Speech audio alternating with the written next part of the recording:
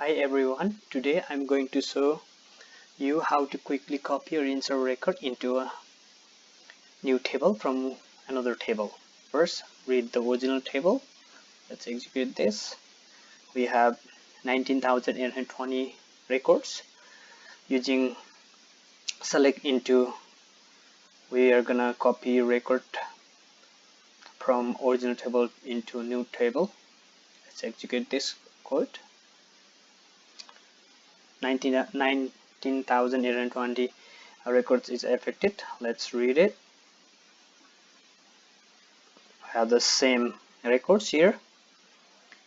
Next, another method using insert into select.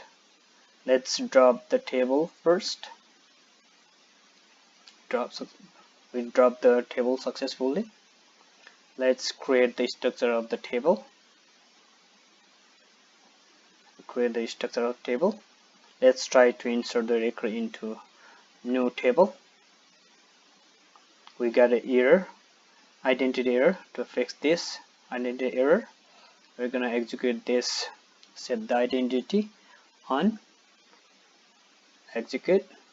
Successfully executed. Let's try to insert the record. We successfully insert the record 19,820. Let's read the records. We have 19,820 records.